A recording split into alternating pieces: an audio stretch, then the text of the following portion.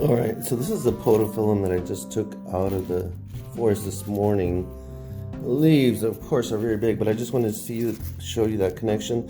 One of your classmates, Emily, did an excellent dissection of the flower. You can see here's the calyx, which is covering the flower. It's protecting it before it's ready to open. And there it is. That's so classic of this plant. And then the leaves are here. Okay, I'm gonna have to take this off. Okay, so yeah, I got my X-Acto knife here, but you can see how long. It's probably about 3 feet long. This stalk. I couldn't quite get the rhizome out of there, but it's the base of it.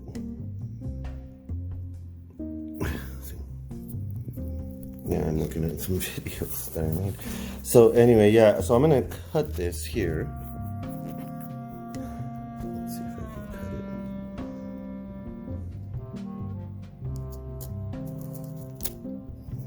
it. This is a really old desk, just in case you're wondering. Okay. And there is the insertion. But I want to show you how big this leaf is. This tremendously large leaf. And there are bigger ones out there too. They're probably gonna take about another week before they flower. There's potophyllum.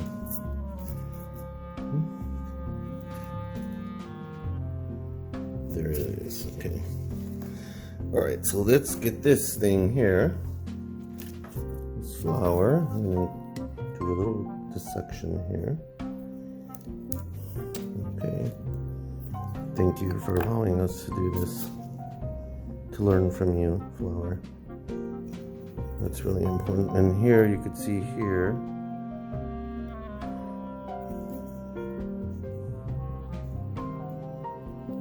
the calyx. It's pretty tough. So I'm gonna cut it open and then I'll show the video again. Okay, so I took this off here. This is the calyx. Here is the flower, and as I said, your classmate Emily did a really good video of this. I don't know how good I'm gonna be at it. Okay, all right, here we go. Okay, there it is. What's the inside of there?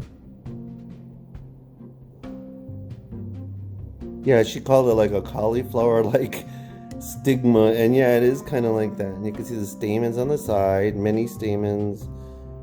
There's one stigma. I'm gonna open it up. I believe, because this is a Liliaceae, I believe that it's that it has three carpels. So I have gone in there, you can see that there. It's hypogynous. You see the yellow stamens are all around there. Carpal petals are still very young because the flower hasn't opened just yet. See, there's that weird stigma there. I'm gonna open that up and see inside. All right. Okay, so I don't know if you can see this, but you can see here. I cut the ovary in half there to get a cross section of it. But yeah, it's kind of like it's definitely has only one ovule, so it's one carpel. Lots of ovules, sorry. One ovary, lots of ovules. And they all seem to be attached to this little stem thing, it's almost like axile placentation, like a mix between axile and parietal placentation. We would probably have to wait a while until it matured more to be able to see it, but you could see the stamens there on the side there. And it does have 3 petals and 3 sepals. There it is. See? You can get it there, right there almost. Yeah, pretty cool. But yeah, this is potophyllum. I really love this plant. It grows in a lot of places, but you gotta know where to go. It's gotta be in an undisturbed area. It's a very low story plant. See, there you go. It's almost like a half of a tomato. See? That's the locule. That's where all the ovules are sitting in there. Cool. Very cool. These are the stamens. How they're going to open up, I don't know, but we would have to wait. It's going to take probably about a week or so before we get them to flower. See, there's more stamens over there. Very cool. And I want to thank this plant for giving itself up for science. There it is. Very cool. It's kind of like, if I was to draw it, I would draw it like this.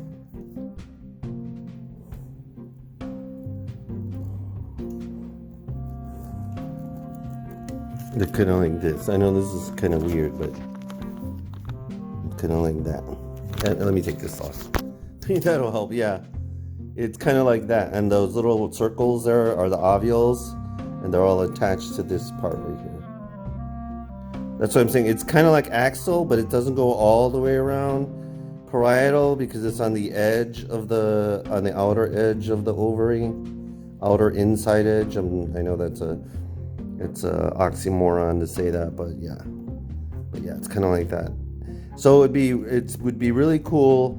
The thing about this plant is that the fruit is poisonous until it matures, and it fully matures when it turns yellow, and then you can eat it. You can actually make some drinks out of it. And those are the sepals there. That part of the calyx. And then here is the bottom of that plant. Oh yeah, you can see it. It looks a lot better that way. But it doesn't allow you to get too close. Let me see if I do this. If I get my camera close. This is a good phone. It's not. Oh yeah, look. Very cool. And that's over. And you can see the ovules are attached to that part, like a septum sort of thing that's there. Yeah. See?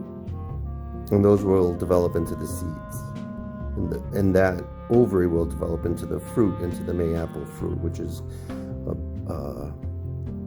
yellow and round. Well, yeah, very cool. All right. I had talked to you about this before, about equisetum being out here. It's not listed in any field guide, but if you look carefully, you can see it. There's this ditch here. This is wet ditch, sorry. And then right on the other side, look, there's all those equisetums. The sterile part.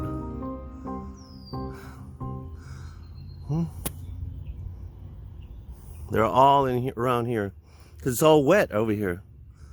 So why wouldn't they grow? See, look, there's some right there. I don't know if you can see. Yeah, I still have to get used to this camera because it's not the actual. I don't know. Very cool.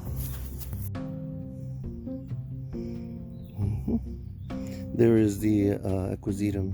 You can see it grows on stolons. Roots there.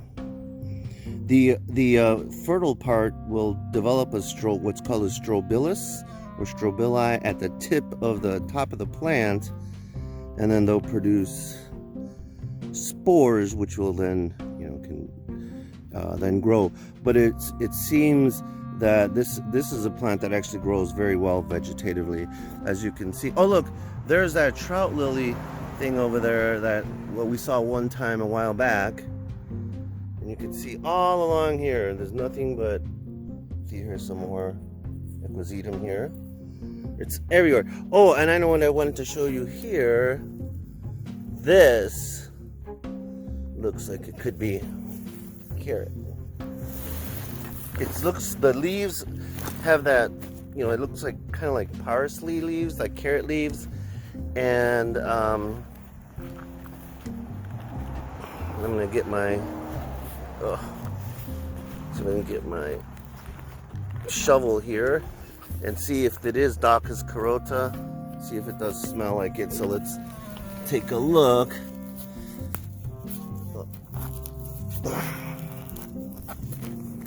Okay. Loosen up some of that smell.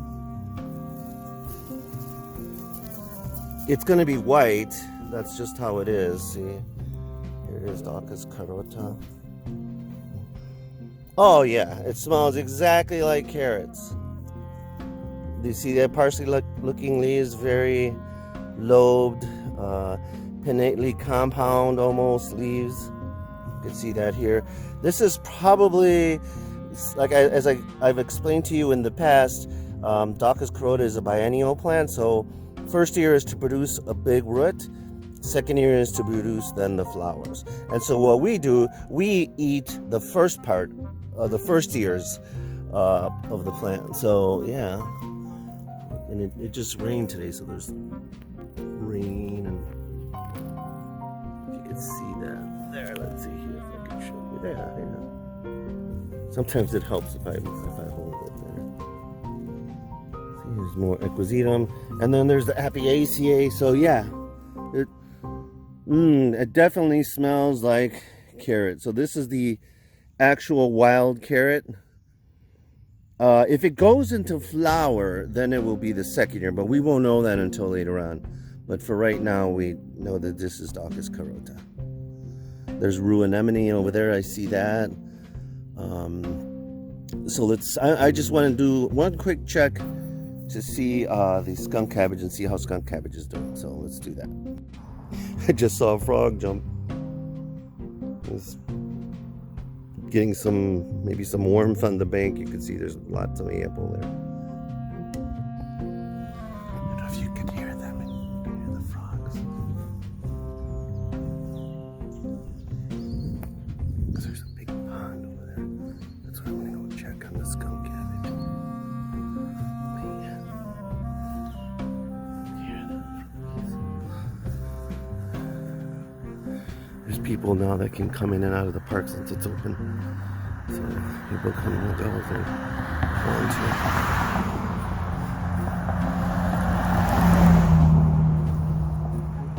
I don't know if we can hear them anymore. Yeah, listen. You can hear them.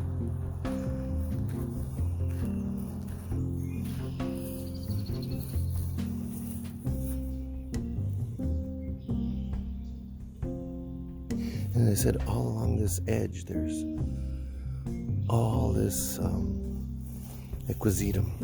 It's everywhere right now. Look. What's that? Beautiful. Trillium. Look at that. She's a beauty, isn't she? Look at that.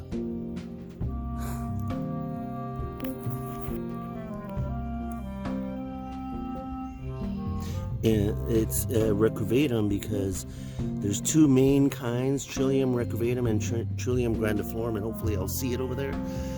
And this one has the flower sits directly on the pedicel, whereas the grandiforme actually has kind of like a petiole that it doesn't sit directly in here, and its leaves are white, and here these leaves are red, or this calyx. I have to figure that out. No, there's the calyx there.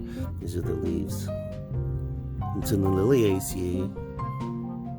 So yeah, pretty cool. Alright, now I'm gonna go in here now. We're close enough, I think. We can go inside. Oh, I gotta cross this damn thing. Oh, we'll figure it out. I wanted to show you here, there's a bunch of trilliums, and this is an older Jack in the Pulpit. Look how big those leaves are. They're trifoliate leaves. They're still around. They're still here.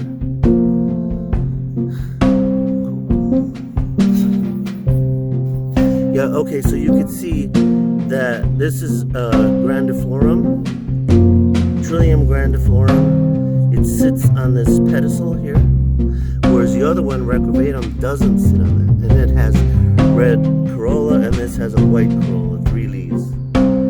So, wow.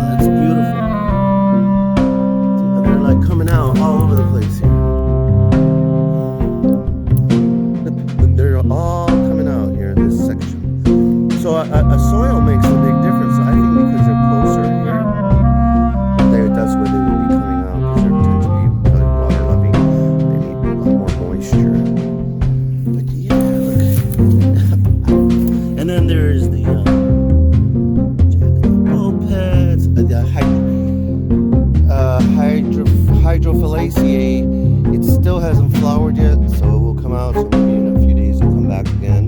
But look, here's